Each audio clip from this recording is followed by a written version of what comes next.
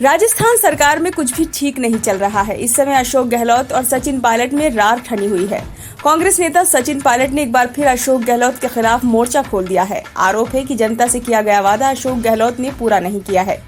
वादा खिलाफी का आरोप लगाते हुए पायलट अपने समर्थकों के साथ 11 अप्रैल को जयपुर के शहीद स्मारक पर धरना देंगे। पायलट के इस ऐलान से सियासी गलियारों में कई तरह की चर्चाएं चल रही हैं। लोग एक दूसरे से सवाल कर रहे हैं कि सचिन पायलट कांग्रेस में रहते हुए कब तक अशोक गहलोत पर सियासी हमला करते रहेंगे।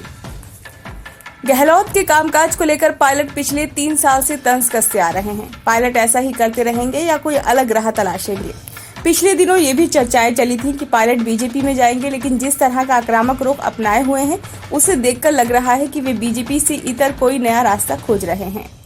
सचिन पायलट द्वारा अपनी ही पार्टी के खिलाफ अनशन पर बैठने से उन्हें कोई व्यक्तिगत फायदा होने वाला नहीं है। समर्थकों का कहना है कि सचिन पायलट ने खुद के स्वार्थ के लिए ये कदम नहीं उठाया है, बल्कि जनता से किए गए वादे को पूरा नहीं किए जाने पर ऐसा करने को मजबूर हुए हैं। इससे जनता के दिलों में पायलट का खद और बढ़ जाएगा। साथ ही पार्टी आलाकमान तक ये बात पहुंचे कि जनता से किए गए वादों को गहलोत ने भुला दिया है। सचिन पायलट द्वारा जुलाई 2020 में उठाए गए कदम को लेकर लोग उन्हें कटघरे में खड़ा करते रहे हैं, लेकिन अब सचिन पायलट ने साफ साफ बता दिया है कि वह अपनी ही पार्टी की सरकार की मुखिया के खिलाफ क्यों है। पायलट ने गहलोत के कुछ वीडियो भी सार्वजनिक किए हैं। उन वीडियोज में गहलोत द्वारा कही गई बातों को लेकर पायलट ने गहलोत को कटघरे में खड़ा किया है। पायलट को फायदा हो ना हो, लेकिन उनके इस कदम से गहलोत की छवि को नुकसान जरूर होगा। पायलट को नुकसान की गुंजाइश भी नहीं। सचिन पायलट ने जो अनशन का ऐलान किया है, ये कदम उठाने पर उन्हें किसी भी प्रकार के नुकसान होने की संभावना भी नजर नहीं आ रही है, क्योंकि पायलट के पास खोने को कुछ नहीं है। जुलाई 2020 में जब सचिन पायलट ने बगावती तेवर दिखाए थे, तब उन्हें पीसीसी चीफ और उप मुख्यमंत्री के पद से बर्खास्त कर दिया गया था। पिछले 2.5 साल से सचिन पायलट के पास सरकार और संगठन में कोई पद नहीं है। विभिन्न राज्यों में होने वाले चुनावों के दौरान कांग्रेस आलाकमान सचिन पायलट के स्टार प्रचारक के रूप में काम करते रहे हैं। विभिन्न राज्यों में होने वाले चुनाव के दौरान कांग्रेस आलाकमान सचिन पायलट के स्टार प्रचारक के रूप में काम कर लेते हैं। आलाकमान के आदेश पर पायलट अलग अलग राज्यों में जाते रहते हैं और केंद्र सरकार के खिलाफ मुखर होकर बोलते रहे हैं। इसके बावजूद भी पायलट को पार्टी की ओर से कोई जिम्मेदारी नहीं दी गई है। ना तो वे पार्टी की नेशनल बॉडी में हैं और ना ही स्टेट बॉडी में। ना भी कोई संभावना नजर आ रही है कि आलाकमान उन्हें मुख्यमंत्री बनाने वाले हों। जब खोने को कुछ है ही नहीं तो भला पायलट किसी से क्यों डरे।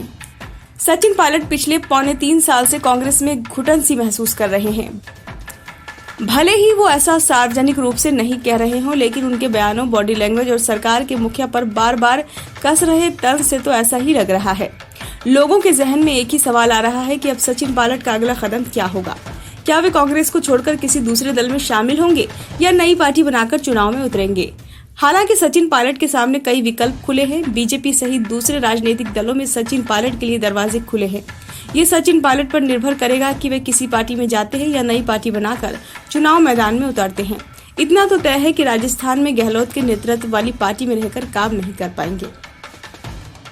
सचिन पायलट के संयम की दाद देनी होगी। पिछले 3 साल में पायलट पर कई गंभीर आरोप लगे। उनके लिए नक्कारा, निकम्मा और गद्दार जैसे शब्दों का इस्तेमाल किया गया, लेकिन पायलट ने सारे सियासी हमले सहन किए। उन्होंने पलटवार भी किया, लेकिन संयम बरतते हुए मर्यादित शब्दों का इस्तेमाल करते हुए जवाब दिए।